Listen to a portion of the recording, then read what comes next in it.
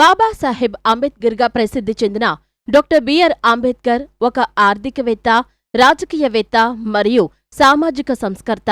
హరిజన సమాజం యొక్క హక్కుల కోసం పోరాడారు. భారత రాజ్యాంగ నిర్మాత అయిన అంబేద్కర్ మహిళల హక్కులు మరియు కార్మికుల హక్కుల కోసం కూడా వాదించారు. భారత గణతంత్ర భావనను నిర్మించడంలో ఆయన చేసిన కృషి అపారమైనది. దేశానికి ఆయన చేసిన సేవను గౌరవిస్తూ ప్రతి సంవత్సరం ఏప్రిల్ 14న ఆయన జయంతిని దేశవ్యాప్తంగా ఘనంగా జరుపుకుంటున్నాము. భీమ్రావ్ అంబేద్కర్ ప్రస్తుత మధ్యప్రదేశ్లో ఉన్న మహూ ఆర్మీ కంటోన్మెంటులో భీమాబాయి, రామ్జీ దంపతులకు 1891 ఏప్రిల్ 14న జన్మించారు. అంబేద్కర్ మహర్ కులంలో జన్మించడంతో తన బాల్యమంతా కుల వివక్షను ఎదుర్కొన్నారు. అయినా కూడా ఆయన తొలి నుంచి చదువులో ముందుండేవాడు. 1908లో ఎల్ఫిన్స్టోన్ హైస్కూల్ నుంచి మెట్రికులేషన్ పూర్తి చేశారు. బొంబాయి యూనివర్సిటీ నుంచి 1912లో ఆర్థిక శాస్త్రం, రాజనీతి శాస్త్రం పాఠ్యాంశాలుగా డిగ్రీ పూర్తి చేశారు. ఆ తరువాత న్యూయార్క్లోని కొలంబియా యూనివర్సిటీలో చేరి మాస్టర్స్ డిగ్రీ పొందారు. 1916లో లండన్ స్కూల్ ఆఫ్ ఎకనామిక్స్లో చేరి పీహెచ్డీ చేశారు. అనంతరం భారత్కు తిరిగి వచ్చిన అంబేద్కర్ బొంబాయిలోని ఓ కాలేజీలో పొలిటికల్ ఎకానమీ ప్రొఫెసర్గా పనిచేశారు. 1920లో ఆయన తిరిగి లండన్ వెళ్లిపోయారు. అక్కడ లండన్ యూనివర్సిటీ నుంచి డిఎస్సి పట్టా పొందారు. 1927లో కొలంబియా వర్సిటీ నుంచి ఎకనామిక్స్లో పీహెచ్డీ పట్టా పొందారు.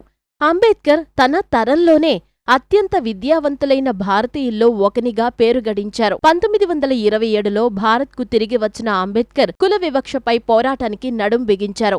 దేశం వెనుకబాటుతనానికి, జాతి దాస్య శృంఖలాల్లో మగిపోవడానికి కుల వ్యవస్థే కారణమని కుండబద్దలు కొట్టారు. అణగారిన వర్గాల విముక్తికి దారులు వేశారు. స్వాతంత్ర పోరాటంలో భారత జాతీయ కాంగ్రెస్ సహకారాన్ని డాక్టర్ అంబేద్కర్ గుర్తించినప్పటికీ సామాజిక న్యాయం, అణగారిన వర్గాల అభ్యున్నతి పట్ల దాని విధానాన్ని ఆయన విమర్శించారు. భారతీయ సమాజంలో లోతుగా పాతుకుపోయిన కుల వ్యవస్థను పరిష్కరించడంలో కాంగ్రెస్ వైఫల్యం ఆయన విమర్శల్లోని కేంద్ర అంశాలలో ఒకటి. రాజకీయ లాభం కోసం కాంగ్రెస్ కుల అనుబంధాలను ఎలా ఉపయోగించుకుందో, తద్వారా సమాజంలో కుల విభజనలను ఎలా శాశ్వతం చేసి బలోపేతం చేసిందో తన పరిశీలనల ద్వారా ఎత్తిచూపారు. మైనారిటీ వర్గాల పట్ల, ముఖ్యంగా ముస్లింల పట్ల కాంగ్రెస్ వైఖరిని డాక్టర్ అంబేద్కర్ విమర్శించారు. ముస్లింల ఆందోళనల్ని నిజాయితీగా పరిష్కరించడంలో కాంగ్రెస్ విఫలమైందని, నిజమైన నిబద్ధత కంటే బుజ్జగింపు చర్యలకు పాల్పడిందని అంబేద్కర్ ఆరోపించారు. అలాగే రౌండ్ టేబుల్ సమావేశంలో గాంధీజీ విభజనకు పాల్పడుతున్నారని, నిర్మాణాత్మక పరిష్కారాలు లేవని ఆయన స్పష్టం చేశారు. కుల నిర్మూలన అనే తన ముఖ్యమైన రచనలో కుల ఆధారిత వివక్షను ఎదుర్కోవడానికి కాంగ్రెస్ విముఖతను డాక్టర్ అంబేద్కర్ తీవ్రంగా విమర్శించారు. కమ్యూనిజంపై కూడా అంబేద్కర్ విమర్శనాత్మకమైన దృక్పథాన్ని కలిగి ఉన్నారు. బుద్ధుడు మరియు అతని దమ్మం అనే వ్యాసంలో డాక్టర్ అంబేద్కర్ వర్గ పోరాటంపై కమ్యూనిజం యొక్క ప్రాధాన్యత భారతదేశంలో కుల ఆధారిత అణచివేత యొక్క సంక్లిష్టతలను విస్మరించిందని వాదించారు. కమ్యూనిజం అనేది అడవి మంట లాంటిది. అది ఎండిన మరియు ఆకుపచ్చ మధ్య తేడాను గుర్తించకుండా దాని మార్గంలో ఉన్న ప్రతిదాన్ని నాశనం చేస్తుంది అని ఆయన పేర్కొన్నారు. కమ్యూనిస్టు పాలనలోని నిరంకుశ ధోరణులు వ్యక్తిగత స్వేచ్ఛ మరియు భావ ప్రకటన స్వేచ్ఛను అణచివేస్తాయని ఆయన నమ్మారు. సామాజిక ప్రజాస్వామ్యం దాని పునాదిలో లేకపోతే రాజకీయ ప్రజాస్వామ్యం కొనసాగదని డాక్టర్ అంబేద్కర్ హెచ్చరించారు.